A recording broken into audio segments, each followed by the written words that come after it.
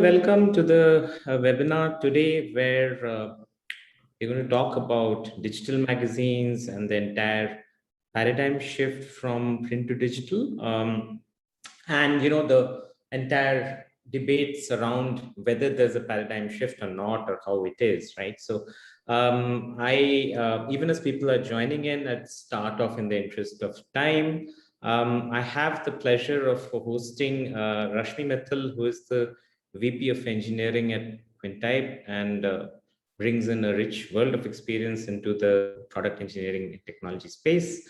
I work as VP of Marketing with Quintype. My name is Anupam Dasgupta, and together we'd be going over some of these aspects of the entire digital magazines piece of it. So like I said, this entire debate or conversation on digital magazines, right? So the magazine publishing market per se, what research says in the next 5 years may not be growing at a blistering pace, might be at a sluggish pace, in fact. But while the current volume split of that business is leaned towards the print side, there are certain geographies specifically where the digital magazine pieces are picking up fast, right? So if you look at APAC for one, I'm told per research that around 50% of the growth of magazine publishing would be, more than 50% would be due to digital, largely driven from the APAC region, right? So that kind of sets up a context of where we are looking in terms of numbers, at least in the future, next 5 years for magazine publishing, especially in the digital format, right? So now,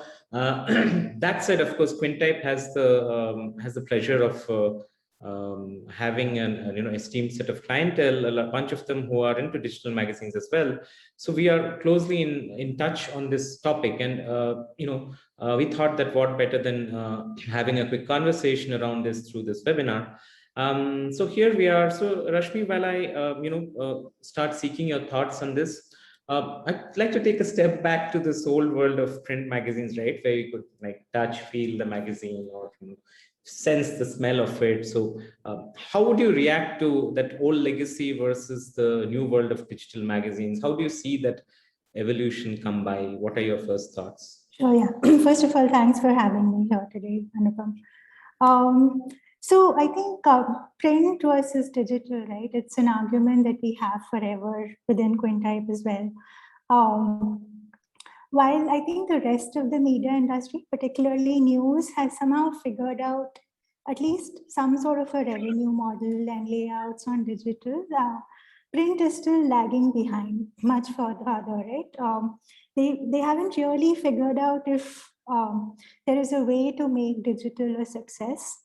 And there are a few reasons for that, right? So print magazines in particular, they have a very loyal base of customers, even today. While, this loyal base basically caters to that niche that the magazine provides, right? For example, you have magazines in sports, you have current affairs magazines and such. And it's just the ability to be able to own that magazine, that look and feel of the magazine, that makes a whole lot of difference. And at least there's a certain generation of people who haven't been able to move past that. We at Quintype actually spoke to a bunch of our customers to understand what is it they're looking for from digital, right? And they are still struggling to decide how will digital actually work in terms of, getting them that same loyal customer base and addressing their revenue needs, etc. So in terms of digital, if you compare print with digital, what print gives them is also, things like a full page ad. How do you sort of replace that with digital? How do you sort of replace their established revenue model in print, which is subscriptions and ads, right? So switching over to the digital side, people who we've seen, publishers who specifically move to the digital side, right? It's very obvious that digital provides that ability to change content on the fly, as opposed to print, where you're basically planning for at least a week if it's a weekly magazine, or monthly, or whatever that duration is. And apart from that, there's also the cost to market, right? How much do you spend on actually getting your print magazine out there and getting it in the hands of the customers? With digital, that becomes much easier and cheaper as well, and your outreach is much larger, correct? But in spite of all of these things, it's the initial piece, that loyal base of customers, figuring out the right revenue model, and figuring out this whole the look and feel, the experience in the digital world that folks are still trying to sort of gather their thoughts on and figure out the right model there. Right. No, you made some interesting points on the benefits that digital brings in, right? You spoke about low-cost scaling, faster go-to-market. In terms of the sheer attractiveness of the magazine to the consumer, I mean, what are your thoughts around the role of technology in that piece alone to kind of make it more, virtually pickable off the stands, if you were, in terms of a digital magazine for a reader?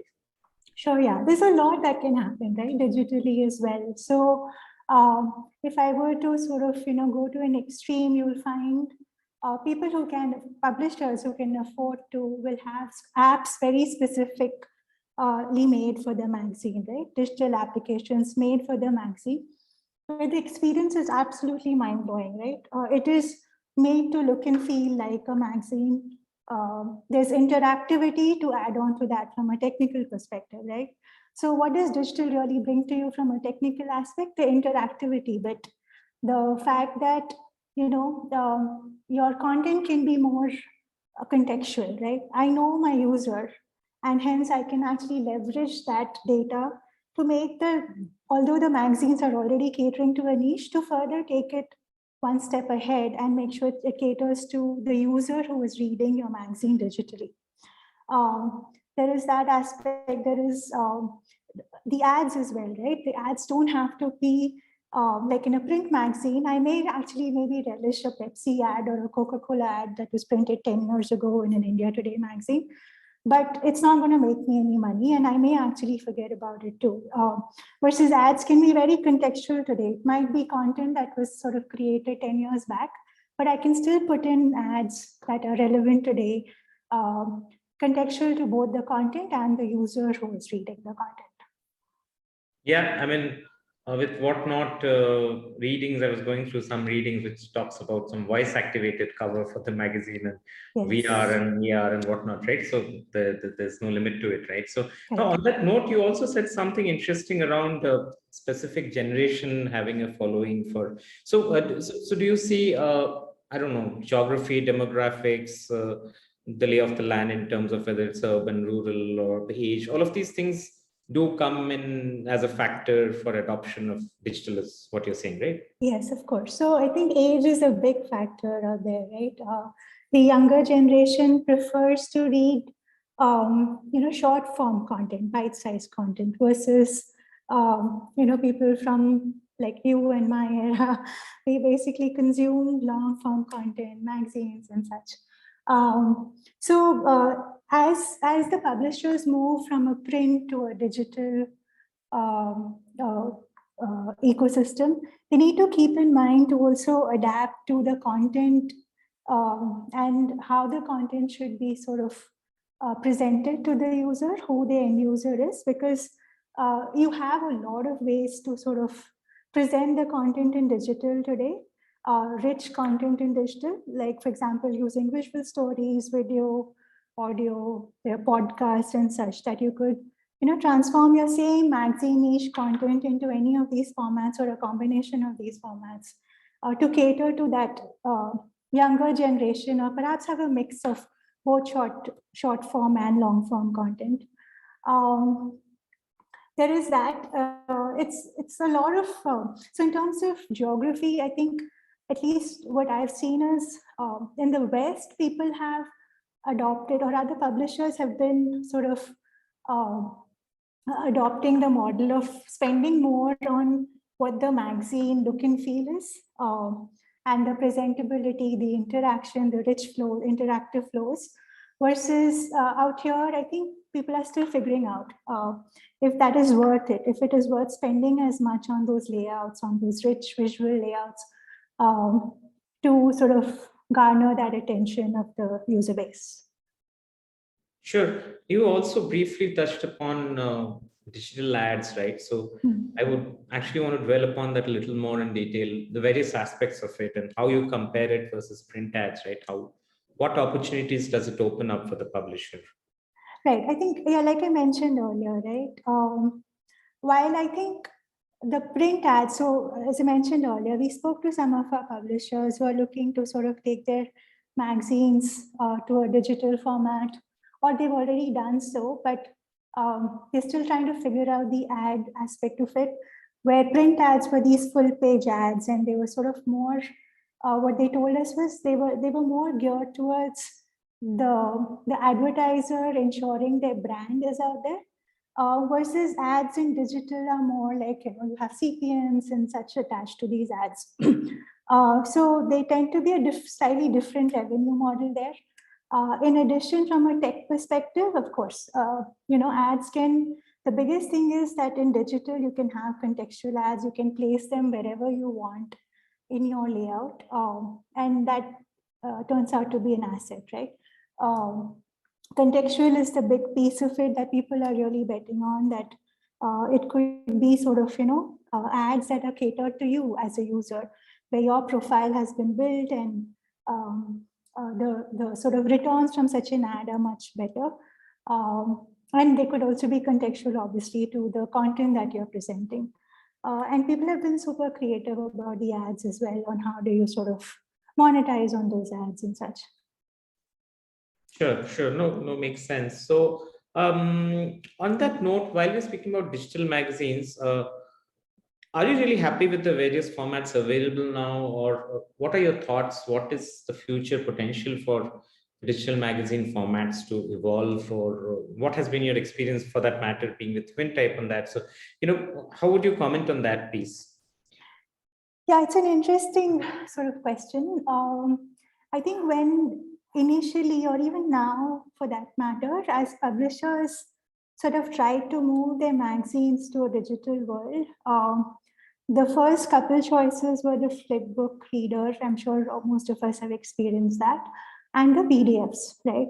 While they give you a digital aspect to your print magazine, they're not really sort of garnering on the benefits of digital, really, right? They're not interactive. So it's more or less static in a digital world. That's one way for folks to go digital. There's the next step, which is sort of contentious. So you could sort of put all your content up on your website, and it may sort of then have the same look and feel like the news articles today do. So are you losing all the value that you had, of that magazine feeling like something that you own, and that whole experience that you gain out of reading a magazine. There is also, like I mentioned, people spend on apps, right? But not every publisher has the money to sort of create apps before they even know that they're going to be sort of giving them that ROI that they're looking for. There are a whole lot of UX engines out there that make that whole magazine experience super rich in terms of, very visually engaging content and such, giving you that experience of flipping the magazine pages, the interactivity that you need. So there are all these options, Anupam, but I think from what we found, at least after speaking to our publishers, they're all still exploring the model that will fit and that will sort of work for everybody eventually, and be able to sort of have that, model where digital garners more revenue for them compared to print. Because most of the print publishers we've spoken to so far still think print is making them more revenue than digital is.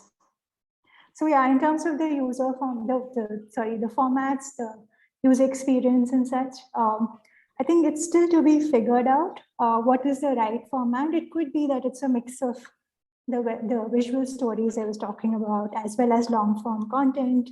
And it's presented well, as in, the whole effects on the digital the form factor that you have. It may be a mobile, it may be a tablet, or it may be a desktop. Although I would say that most times, I think magazine reading would work better on phones or tablets.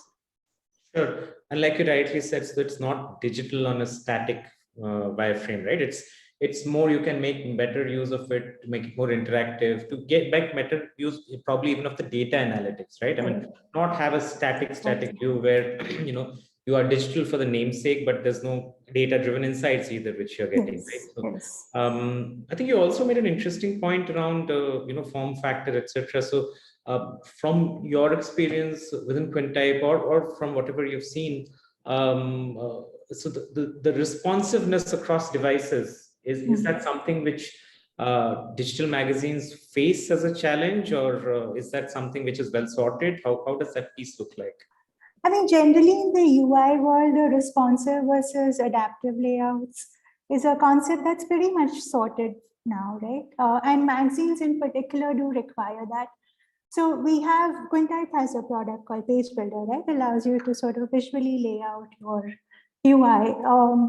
And we basically allow you to lay out the UI in a desktop form, and we make it responsive. We're also working on a mobile first sort of a strategy where you lay out your UI on the mobile first, but it would be too skinny probably for desktop. So that would be an adaptive layout, right? Where you have two different layouts for the different form factor sizes, versus going from desktop to mobile. Generally, the approach that is taken is a responsive approach.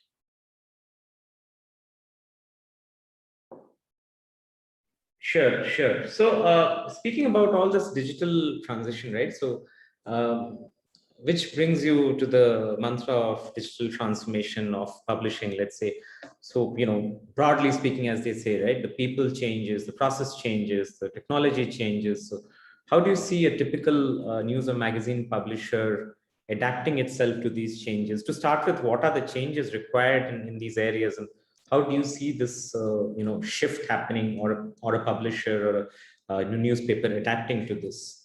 Yeah, that's a great question, Anupam. So I think there are various aspects to it, right? From a print perspective, be it magazines, be it newspaper, the workflow was quite different compared to digital, right? So let's just stick to magazines here. Apart from just the content creation aspect, the image gathering aspect, there is the layout, right? And layouts for magazines are different from layouts for digital, print magazines rather, right? So the print magazine publishers have had a certain workflow that they've been used to for years and years, right? They have a certain workflow for their photographers to go get the pictures, upload to a certain system, for their content writers to write the content, and then somebody to put the content together and use something like an InDesign tool for layout for the magazine pages, right? And then this is something that they do over a period of time to get the print magazine out. You switch to digital, digital is a bit different. So most of our print publishers are asking us, how would this work? How do I ensure that I don't have to write content multiple times, for digital versus print? So very specifically, right, at Quintype, we've dealt with these questions. And our suggestion and sort of approach has always been, while it may be a transition, you want to look at a digital first sort of an approach, where you create the content in your CMS and you let it flow into your print system, right? So you can always edit it into your digital CMS, and then it always flows back into print. Similarly, if you can somehow have a mechanism to sort of sync the images or link to the images from the digital system to the print system, right? So these are like some of the questions. What we particularly do at Quintype is, like our whole CMS, we've sort of tried to cater to the specific needs of this workflow between digital and print. So the other crucial aspect is the digital magazine cannot be released before the print magazine goes out, right? So you have to ensure that you have your digital CMS has the capability to sort of schedule the magazine for release on the same day as the print is supposed to go out. So in the whole CMS, what we've done is we have various workflow states, and you can sort of plug into webhooks is what we call them, but in layman's terms, more like events that get triggered when your story reaches a state. For example, somebody's gone and approved your story.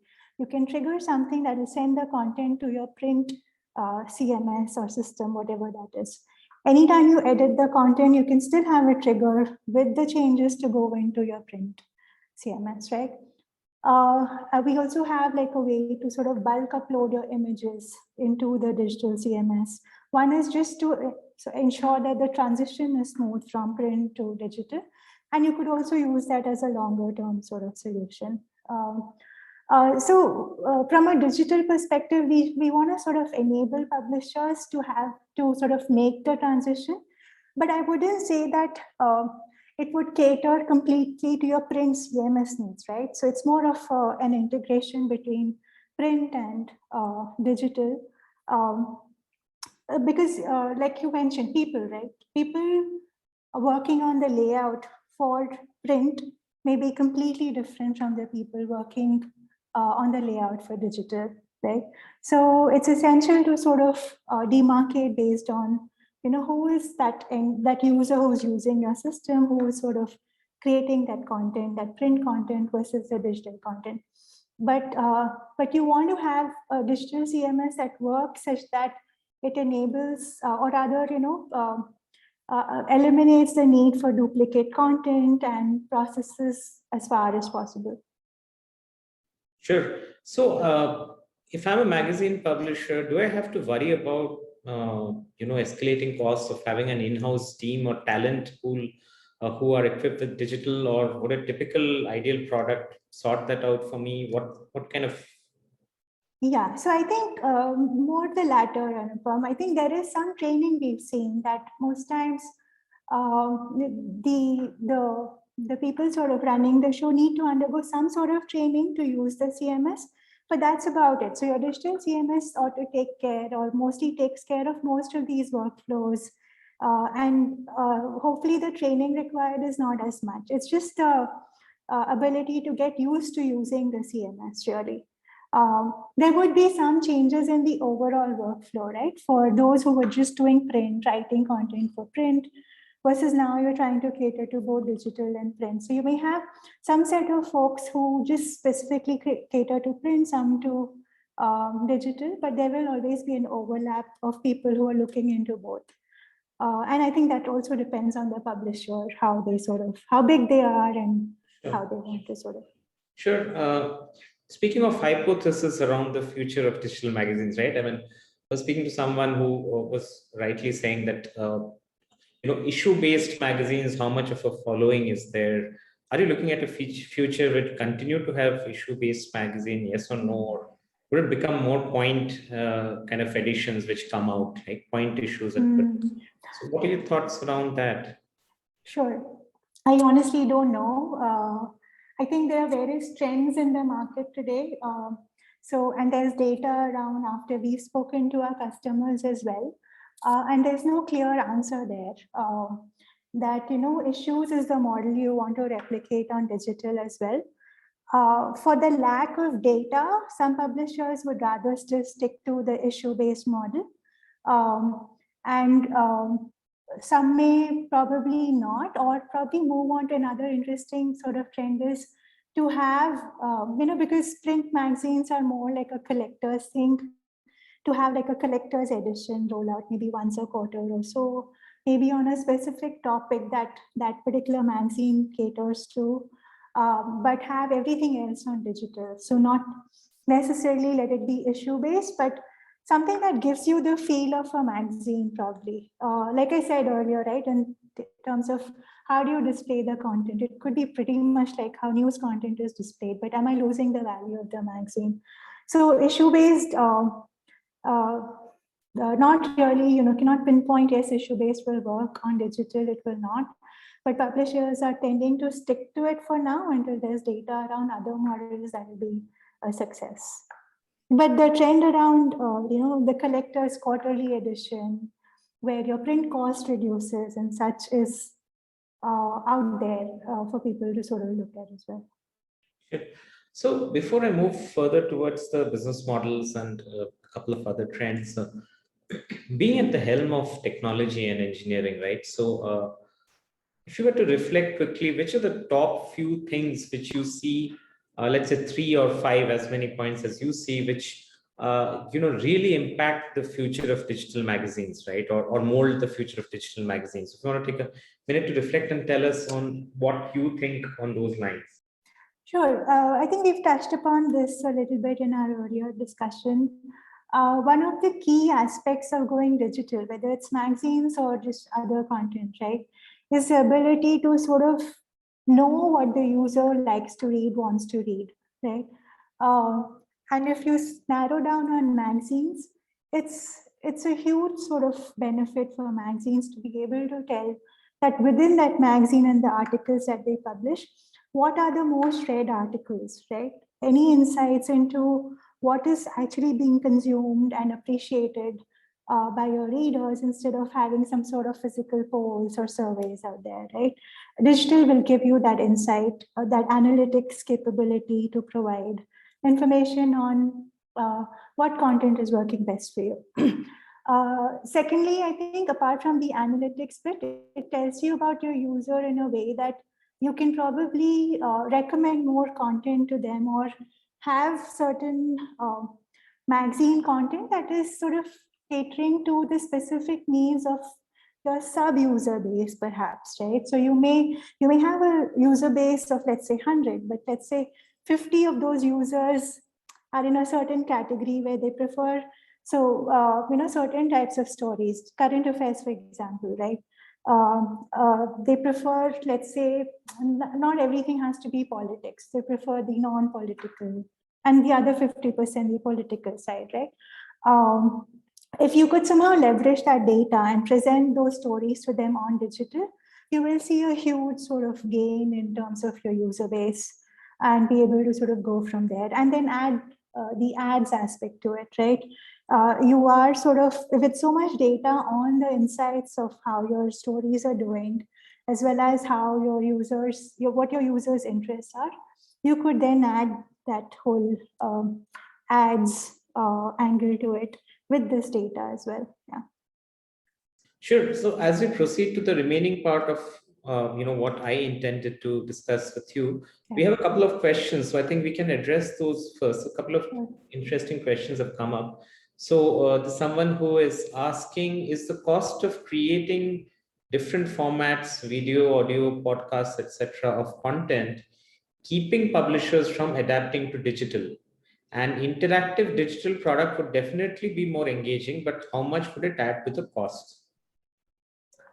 Okay, I cannot comment exactly on what would be their cost compared to print, but so far what we've understood is like generating podcasts, video content, if you're doing that on a regular basis, the returns of that should offset the cost as compared to something like print, right?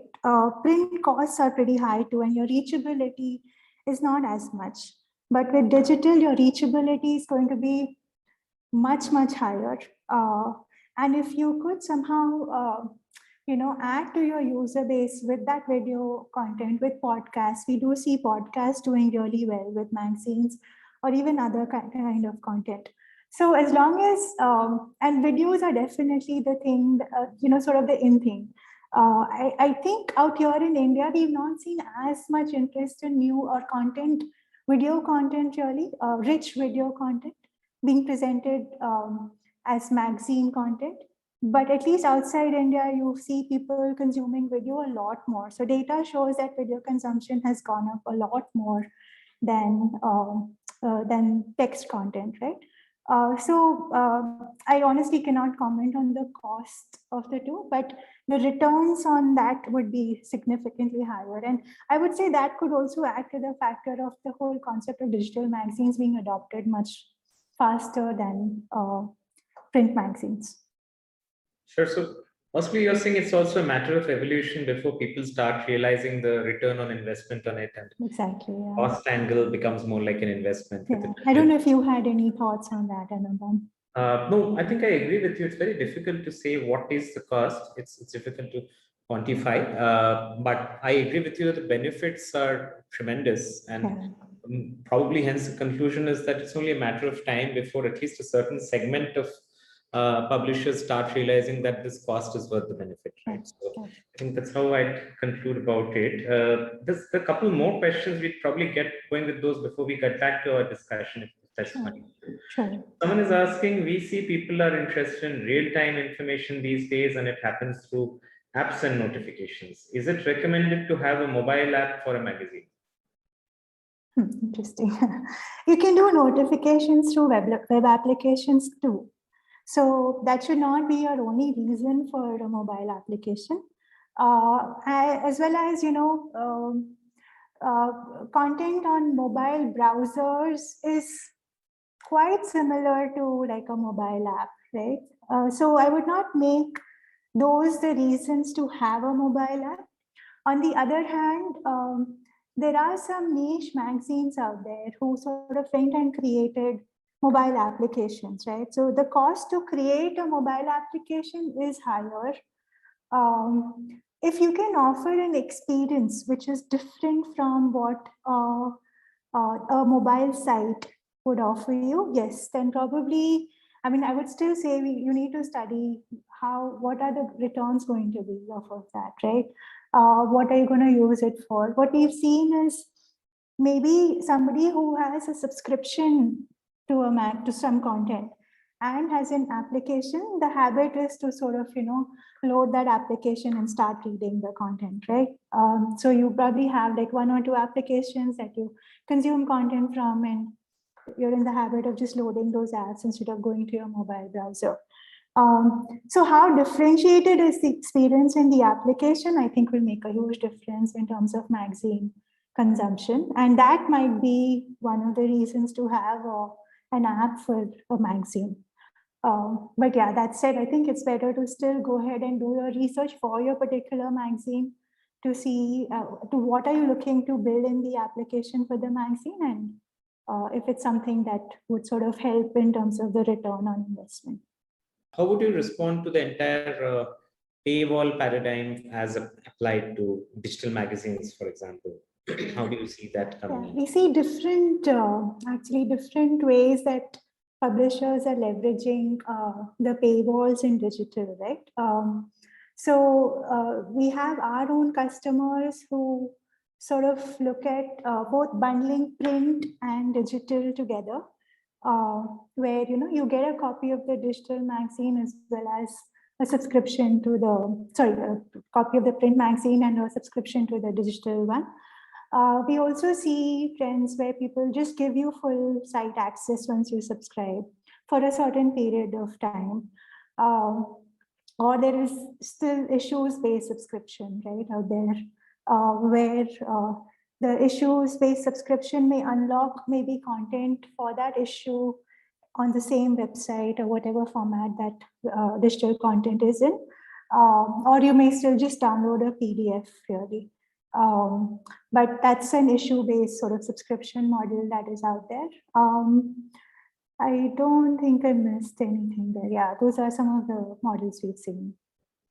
Sure. No, we've covered a bunch of things, right? We've spoken about technology, we've spoken about how the print world has evolved, or rather, they coexist right now, but the digital world is getting its own share of prominence. So we've, of course, spoken about digital ads. We've spoken a bit about, paywall-driven monetization. What are the other ways you see in which, digital publishers can really come up with some monetization? Yeah, so folks are experimenting. Folks are experimenting with various ways to both leverage their print presence as well as their digital presence, right?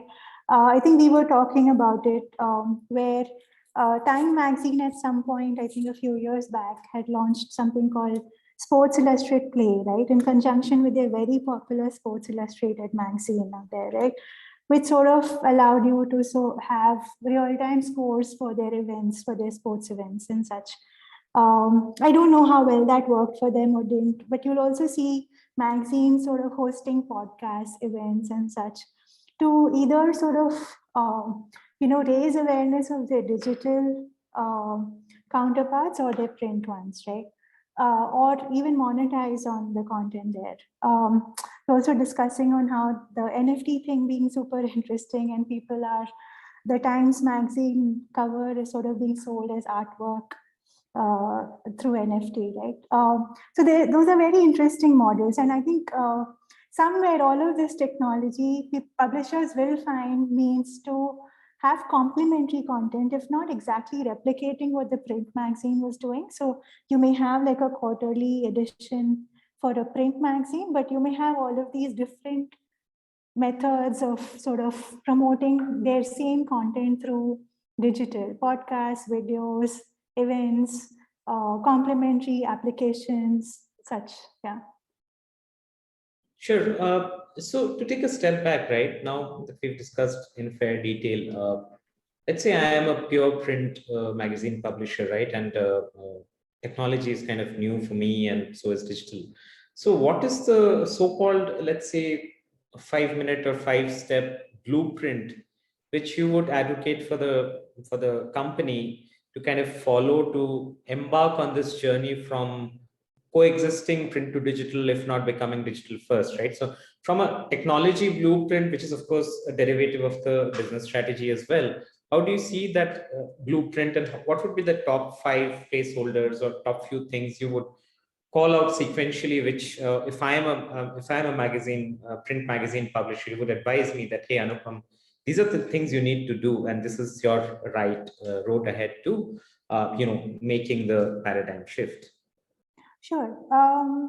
So first of all, when you're trying to sort of move towards digital, you're obviously going to have a transition phase. You're going to keep your print publishing going, right?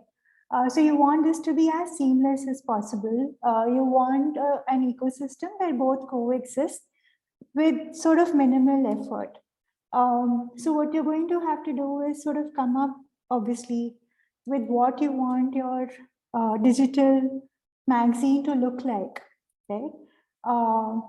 And I would say, I don't think one should just go overboard to start off with. If you're starting off now, don't go overboard with your layouts. Keep it simple. Whether you go with issues-based layouts or not is really up to the publisher. Honestly, I don't think I can comment on saying that and say that, yes, issues will work better for you or not. But have a simple sort of way to approach it, and put some of your niche content behind the paywall. So while you may have some content that is sort of free for users to read and attracts users, new end users too, you may want to sort of put your niche content behind the paywall, if not upfront, at least at some point in time once you've gone digital, right? You also, from a tech perspective, then need to start thinking about how your editorial team is going to work on both digital and print, right? And from that perspective, you'll have to sort of iron out how the data flows between the two systems, ensure that does not duplicate data as far as possible. You have a simpler workflow. Don't try to disrupt your workflow in the first step itself, because you may end up breaking print, but try to make a smoother transition to get there, and then eventually build on the digital aspects and ensure you're sort of digital first then print first. I don't know if I covered everything. No, that's fairly quite comprehensive in terms of what you were saying. So really, the people aspect of it, right? The people and culture aspect of it, because this is tricky terrain, right? It's also sensitive. So when you're looking at conventional print publishers, the editorial team, or the entire key stakeholders in the team, right? So how do you kind of sensitize the need for technology or movement to digital? Are the thoughts that you have around it? Because, being at the helm of engineering again, you might have come across some such situations where, there's some sensitization required, or some top down, let's say, realization of the need for technology and digital in this new era, right? So how do you address that sensitization? How have you, in your experience within Quintype or otherwise, kind of seen that happening? Sure, I might be trivializing this, but I think the print workflow too um, has people, the manpower there too is pretty much sort of accustomed to using technology, right? Because that's what they use. They use a CMS that eventually flows into something like an InDesign and such. So I honestly don't think that sort of getting your manpower to move to more of a digital first workflow should be really that difficult, because for them, it's going to be a benefit in terms of saving time, in terms of allowing them to be more creative, spending time in the right place than on workflows that were sort of cumbersome with the print system, right? And then, of course, the benefits, right? Like, for example, you don't have to, once you rolled out a print magazine, you cannot take it back. So if there were errors and such, knowing that, yes, you can go correct the errors, even after a story is published, retract it and put it back out there. These are things that helps even the publisher's sort of team, the editorial team, to sort of, not be sort of on the hook to ensure that there's not a single mistake going up. I'm hoping those things help, honestly. But I don't think that this is a set of people who are tech agnostic. So as long as the publisher is convinced that that is the model for them to sort of move to, and eventually it's going to sort of take over in terms of revenue compared to print, it shouldn't be hard to train your existing folks to sort of pick up the digital channels. Yeah. I think very pertinent point you brought out there. So I think we've more or less come to an end on the pieces I wanted to seek your inputs on. I do see a question has come up, which I think you've already addressed, but in case you want to add to that, it says, how do the revenue models change for digital versus print? I think we've already more or less covered it. So that said, I'd open it up again for questions. Firstly, thank you very much for all the attendees, to all the attendees who've taken time out and actually joined this session. Please feel free to type out your questions in the Q&A, and we'd be happy to address those.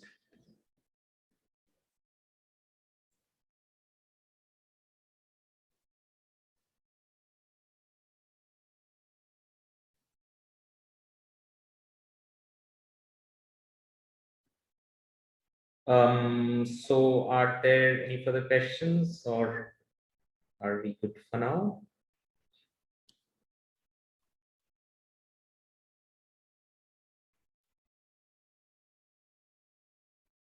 All right. If there are no further questions, and at this moment, but you do get questions later on, please feel free to write out to marketing@quintype.com, and we'll be ever so happy to seek Rashmi's inputs on those questions again and write back right away to you.